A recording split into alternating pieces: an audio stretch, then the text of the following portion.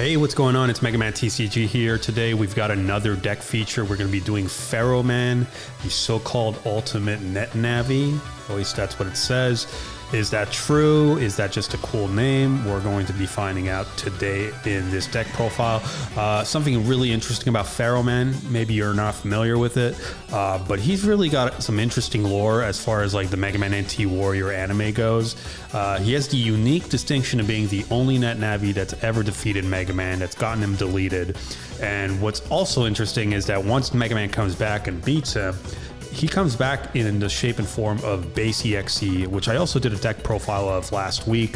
You should definitely check that out if you're looking for a good recipe that's going to help you beat your opponent. It's a really solid one, so if you missed out, definitely go check that one out. But yeah, before base existed, there was PharaohMan. PharaohMan is actually the precursor to base, at least in the anime. The anime and the video games have different lore, but PharaohMan's lore is a lot more interesting in the anime, and I did want to kind of mention that before getting into today's video. But yeah, we're going to be looking at his deck profile. Very similar to base. He's got red, yellow as his colors, and you will see some cards that did show up in last week's videos. So there are some similarities, which I guess is fitting since they're basically kind of the same Navi. But he is unique in his own right. He does have some nuances to him with his emblem cards. So we're going to look at all that and look at all the specifics of how they work together to give him this interesting flavor that makes him unique and different from Forte or Bass.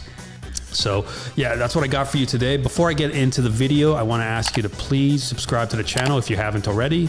Maybe you're coming here for the first time or if you're returning, but I would really appreciate it. It's your way of supporting the channel and letting me know you want to see more of this kind of content. Obviously like the video if you can. That's great for the algorithm. It lets YouTube know that these videos are good, and it sends it to other people who may not know the game exists. So I do get comments from time to time, people saying, hey, this popped up in my recommendation and I'm so happy I found it. So that's the point of these videos. That's what I'm trying to do. I want more people to know about this game because it didn't get the love it should have gotten back in 2004. So I do want to get that appreciation out there to people who love Mega Man, but who just never found out about the game. So if you could subscribe to the channel, like the video, leave a comment. These are ways that let the YouTube algorithm know that it should show the video to more people who might be interested in the game. I do also have a Buy Me a Coffee link if you want to send a donation as little as $1. It's also another great way to just let me know you appreciate the content, and it's just another way to support the channel. So yeah, those are all the ways you could just kind of let me know that you like the videos, and it also just helps the algorithm and lets YouTube know to show this video to more people. So with all that said and done, let's get into our deck profile for today. So this is our superstar of the day. It's PharaohMan, the so-called ultimate net navi.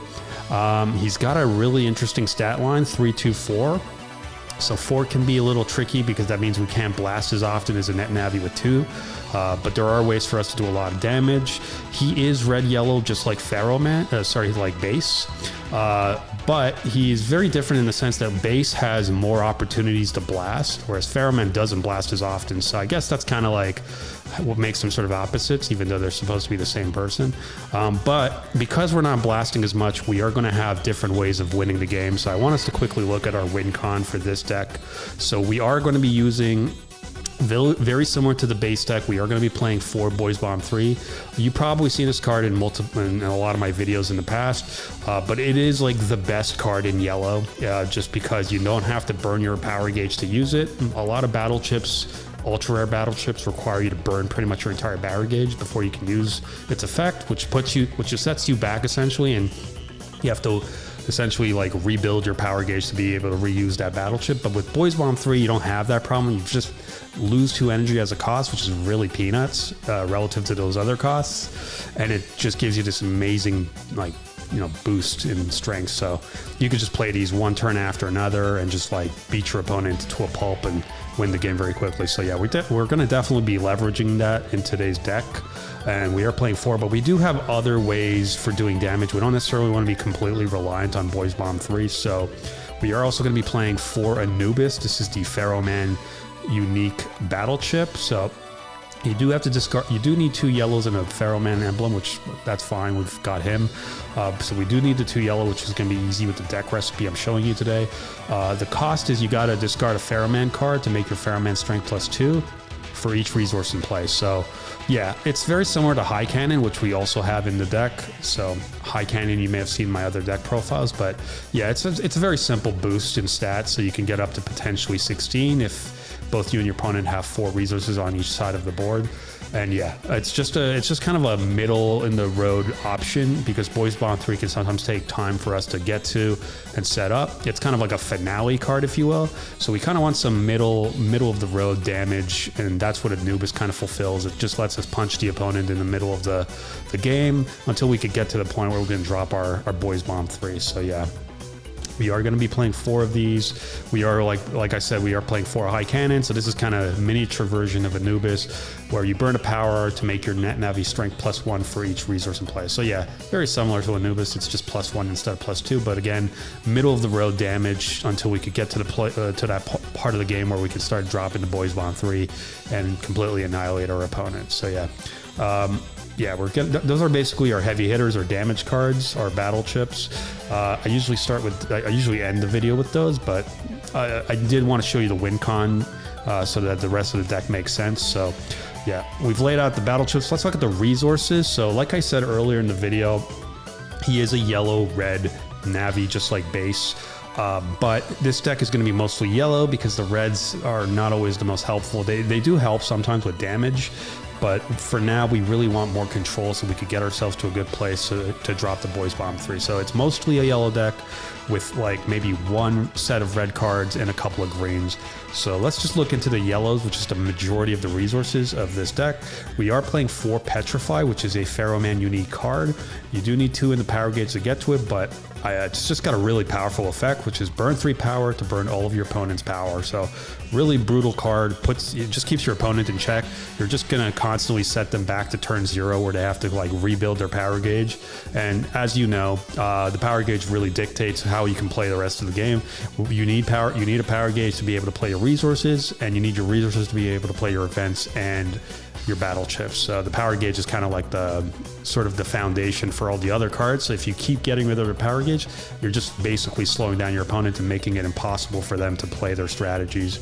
So yeah, PharaohMan just has this really cool, unique emblem card in his kit, and we are definitely going to be leveraging that as part of our deck profile for today. So we are playing 4 of that. We are also playing 4 Focus. This is a staple in pretty much every yellow deck, but also a pretty good card you could splash in any deck, really. And simply it's because first of all, you don't need to wait. The second you draw this card, you can drop it on the board. And then you do lose 2 energy as part of the cost, but it just does let you straightforwardly power up. So if you draw this on turn 1, you could get to turn 3 really quickly. You don't have to wait till turn 2. So and as you know, like turn 3 is where all the big best cards start to happen. That's where you can start doing your combos. So it's really to your advantage as the player to get to turn 3 sooner rather than later, especially against your opponent, obviously. And then obviously if you could slow them down and prevent them from getting to turn 3, that's even better, right? But yeah, the race to turn 3 is usually a good sign of like you being able to win the game, and Focus lets us do that. So it is a yellow. It has no power gauge requirement, and it just gives us that speed in getting to like the later turns so we could drop our bigger cards like Boys Bomb 3. So yeah, but playing 4 of those. We're also playing 4 Ready Aim. This is you discard a card with your Net Navi's emblem to burn 2 of an opponent's power. So it's again just a very control-oriented card. Similar to Petrify, it just helps us keep the opponent in check by burning away their power gauge and slowing them down while we get to turn 3, turn 4, turn 5, where we can start hitting them. So yeah, I like it. We do have a lot of emblem cards here, so it's just an easy cost to pay for us, and we only need to wait till power gauge 2 to be able to play it. So really good in my opinion, and that for that reason we are going to be playing 4 of these as part of our kit, as a part of our deck today. So we also have 4 Cyber Warrior, pretty awesome card. If you're buying power-up sets, you always want to make sure you're fishing out the Focuses and the Cyber Warriors. These are great cards for any yellow build. So if you are buying that set, which I made a video about, by the way, if you missed it, check it out. If you want to see a set spoiler and also watch me open a box, check out that video. It was uploaded about 2 weeks ago, so it's pretty fresh. But yeah, Cyber Warriors in that set, the power-up set, and it's a great card. You don't need to, you could just drop it as soon as you draw it, and then you burn 2 power to destroy an opponent's resource. So Yeah, again, it's just a control card. If there's a pesky resource on the opponent's board that we want to get rid of because it's kind of getting in the way of our strategy or us wanting to go big and hit them hard, we can just pop it with Cyber Warrior. But really, like, it's just because there's no power gauge requirements. So, and it has a 4 Destiny, which is also awesome. So yeah, really solid card. Really like a turn 1, turn 2 card. The second you draw, you can play it. So that's why we're playing 4 of those. And we are also playing 4 SmackDown, the so-called sort of like big brother to Cyber Warrior. Again, also like Cyber Warrior in Focus. If you're buying the power-up set, definitely keep an eye out for these commons. You can't have enough of these. These are like good cards to splash in any deck. You don't necessarily need to be playing yellow to take advantage of SmackDown, but yeah, you do have to get to turn 3 to play it, but you discard 2 cards as part of its cost to destroy 2 of your opponent's resources. So really brutal, really awesome. It just gives you that control again. If there's cards on your opponent's board that you want to get rid of, you could just pick and choose those 2 with SmackDown and get rid of them and clear the road so that you can go off with your combos. So yeah, that's why we're playing 4 of those. We are also playing 4 Charge Forward. This comes up in the Grand Prix set, right? Yeah, second set. It's a no power gauge, so very similar to Cyber Warrior in Focus. You could just drop it the second you draw it. And very similar to Focus in the sense that it just lets us get to the later turns faster through its power-up ability. So this one, you have to discard a yellow card as part of its cost, but it lets you place a card from your discard pile in your power gauge. So yeah, again, very similar to Focus, except it's kind of better. You do need to pitch a yellow, but we have so many yellows, it's easy for us to pay that cost. And yeah, you just pick whatever card you want from your discard pile and you put it into your power gauge. So usually you stack it with a high Destiny, so you'll take a 5 or something and put it in your power gauge so that when you do blast, you are hitting a high number for sure. So, and yeah, again, like it just lets us get to, like, if you draw this on turn 1, that's ideal because then you can, on your opponent's turn, use the effect to discard a yellow card to power up so that when it's your turn, you power up and then you're ready at turn 3. And you could drop things like gender differences and whatnot, even SmackDown, and just get started on beating your opponent to a pulp. So yeah, we are playing 4 of those. And then last but not least, we're playing the Sacred Kingdom card. This is supposed to be kind of the net op of the deck. Now, of course, PharaohMan doesn't have a net op. It's not part of, like, he's kind of like a drifting Navi that doesn't have, he kind of like rides alone, and he's just kind of like a loner like that. Very similar to base, right? There are Navis in the MegaMan EXE universe that don't have net ops, but in the card game, they do get cards like Sacred Kingdom that sort of act like net op-ish, if you will. So it doesn't have the net op designation like, you know, cards like Lan or Melu or that sort of stuff, but it does kind of have very net op sort of behavior in the sense that it does just kind of linger on the board. There's no way to kind of get rid of it. There's no spend text, and it has this effect that's continual. So that's kind of their way of like giving PharaohMan a net op without really giving him a net op. And it is a pretty cool one. You do have to get to turn 5, which is a little tough, but it is kind of worth it given the effect, which we'll read right now actually. So whenever you're about to lose energy during battle, you may power up instead. You may only do this once each turn for each PharaohMan card you have in play. So yeah, pretty solid. Essentially, if your opponent is blasting or doing damage, all the damage you would mill off your deck would just go into your power gauge, which is really good. You know, if you take into consideration that with PharaohMan, you're going to be blasting, you're going to be wiping your power gauge to 0 most of the time. But if you're doing that when Sacred Kingdom's on the board, well, that's okay, because if your opponent's doing passive damage or they're going to try to punch you back, well, you're just going to regain your power gauge back. At a minimum, you'll get 1 back because PharaohMan has, you know, he counts as a PharaohMan card, but obviously if you have other emblem cards on the board, it doesn't count itself, obviously, then you're getting additional powers for every damage you take. So I really like it. It's a yellow. It just goes with the overall theme. It helps fuel Ready Aim. It also helps us fuel Anubis, which both of these cards require emblem cards to pay their costs. And yeah, it's a big yellow, and it has this really cool effect that lets us power up for every PharaohMan card. So I really like it, really solid, and for that reason, we're going to be playing 4 of them. Next up, we've got a couple of resources that are not yellow, so we want to take a look at those really quickly. So we've got 4 permanent results. This is the red side of PharaohMan. So yeah, PharaohMan has 2 red resources, and we're only going to be playing 1 in today's video. The other one's okay, but it doesn't really suit our needs. This one is pretty straightforward. You just need to get to turn 2 to play it. You burn a power as part of its cost, and then your opponent loses 3 energy. So it's really just a burn card. It's nothing fancy, nothing special, but it is an emblem card, which is great for, again, Ready Aim, Sacred Kingdom, and Anubis. And it does have that like direct damage aspect, which is helpful because, again, we're not blasting too often with PharaohMan, so we just need extra ways to do damage to sort of compensate for the fact that we're not blasting the way like a Navi with 2 blast is. So yeah, it just gives us an extra amount of damage, but also fulfills our sort of strategy of having emblem cards that, you know, like Ready Aim, Sacred Kingdom, and Anubis. So yeah, I think I'll put these guys over here so they're in view. But yeah, we are playing 4 of those. And then we are also going to be playing some green resources. You've probably seen these in my other videos just because they're pretty much staples. But yeah, in case you probably could have guessed, I was going to pull out the gender differences. They're pretty much in every deck profile because they're that good.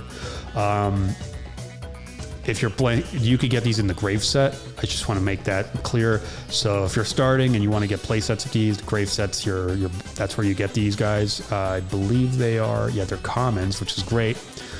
Because that set introduces uncommons, so that would have been making it a little tougher to get them, but they are common, so definitely when you're buying boxes and opening packs, keep an eye out for this card and keep a nice pile of those going. But yeah, in case you haven't seen me cover this card before, I'll go over it one more time. You do lose 2 energy as part of the cost, but it just lets you take any card from your discard pile back into your hands. So in this game, you are milling a lot. That's just how that's how you take damage in this game. So like if you're taking damage, all of the cards off the top of your deck go into your discard pile. And sometimes you're losing your key combo cards like your Boys Bomb 3 or what have you. So we just want a reliable way to like access our cards. And essentially we turn our discard pile into a toolbox by having gender differences in the deck. So yeah, it's a staple, and just because of the way the game works with us milling cards as part of us taking damage, it makes sense to always play gender differences, because in case our key cards are in the discard pile, we can just fish for them reliably with cards like this, right? And it's really easy to play it because all you have to do is get to turn 3.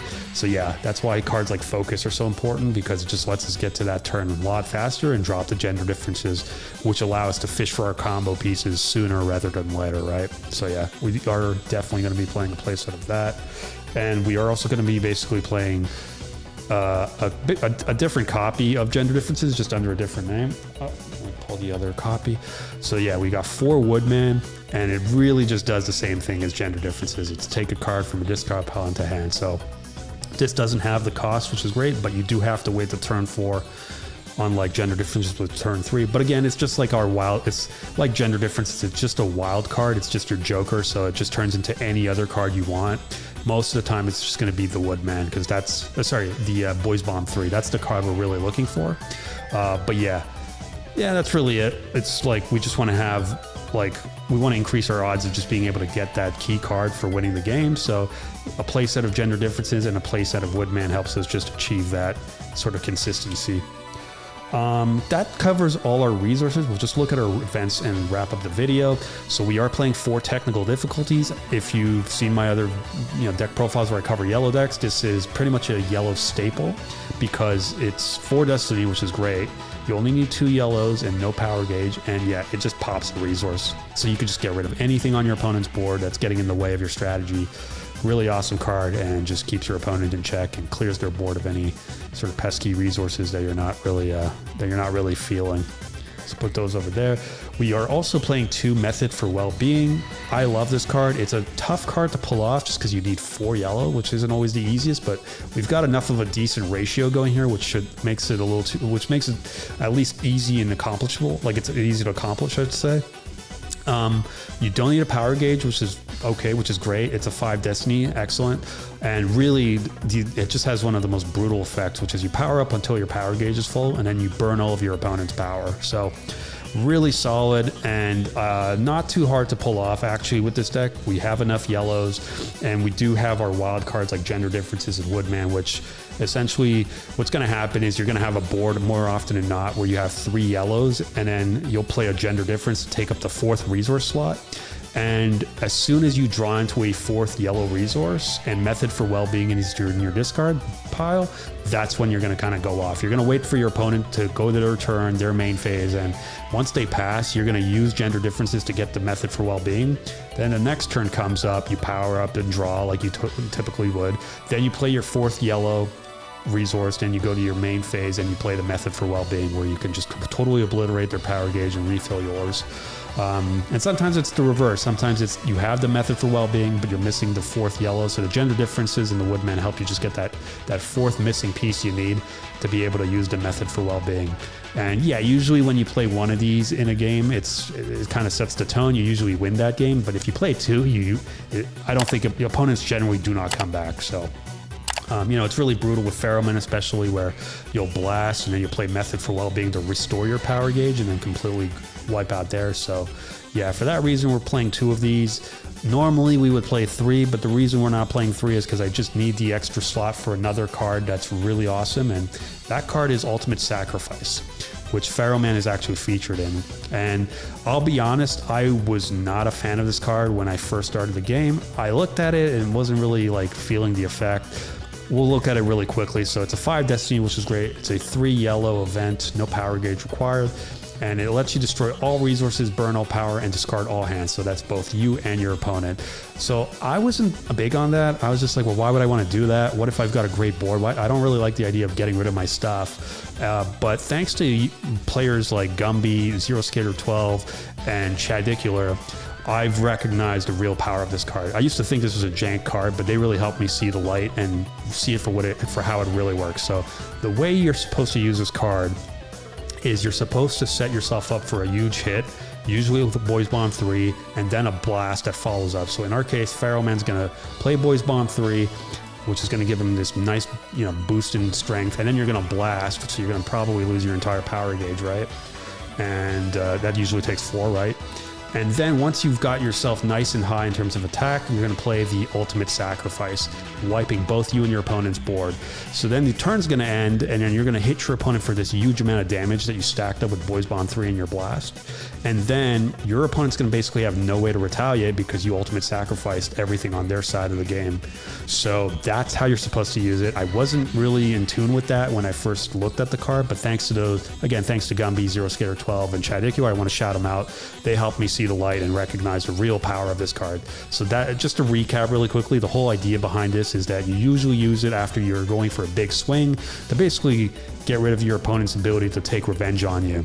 And because PharaohMan has like this 3-2-4 stat line, you're usually in a better place. You're not going to be taking hits. You're going to be the one doing the hits. So in top deck mode, essentially, PharaohMan's going to come out in a winning situation.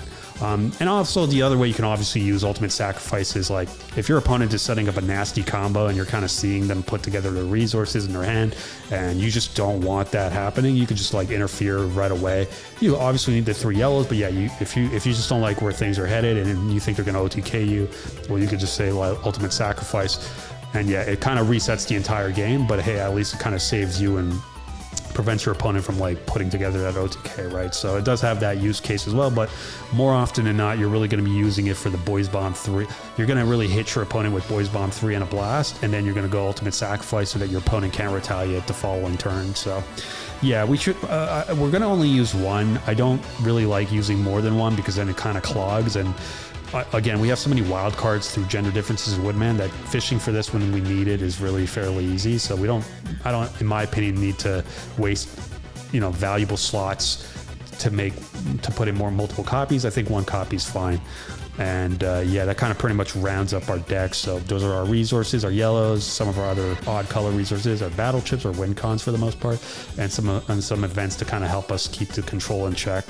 And yeah, that's our PharaohMan deck for today. I hope it inspired you. I hope it gave you some ideas. I know a lot of people get the PharaohMan starter deck when they start the game. And admittedly, PharaohMan is one of the better starter decks out of the 6 that you could get in the game. But it's not obvious how you should play the deck. So I hope this gave you some direction, some guidance on how to like take your PharaohMan deck and level it up so that you can crush your opponent with it. Again, if I went too quickly or if there was something that wasn't clear, feel free to leave that in the comments. I'll be more than happy to jump in and clarify. If there's anything that you liked about this video, anything that really jumped out at you, I'd love to hear from you. What is that? Was there a particular strategy that made a light bulb go off? Anything like that, I'd love to hear from you. And if there's anything you want me to cover in future videos, whether it's specific navies or specific cards you want me to talk about or specific strategies, definitely leave that in the comments as well. I'd love to hear from you. But that's pretty much all I got for you today. Again, I would really appreciate it if you subscribe to the channel if you haven't already. I'm going to remind you to please do that. If you're coming back or if you're new, it's just a great way to just let me know you support the channel. And yeah, leave a like, leave a comment. These are all just great ways to get YouTube to recognize that these videos are worth pushing out to other people and just spreading the love of this game and letting those people know that it exists. And yeah, I do have a Buy Me a Coffee also. Just want to plug that last thing before we wrap up. If you want to also show your support through donations, you could do so with as little as $1. So that's an option there as well. All of these are just ways for you to let me know that you appreciate the content and you want to see more MegaMan TCG videos in the near future. These are just your ways of like signaling to me that, hey, this is cool stuff, I like it, and please continue doing it. So that's all I got for you today. I hope you enjoyed the video, and I look forward to seeing you on the next one. Take care for now. Bye.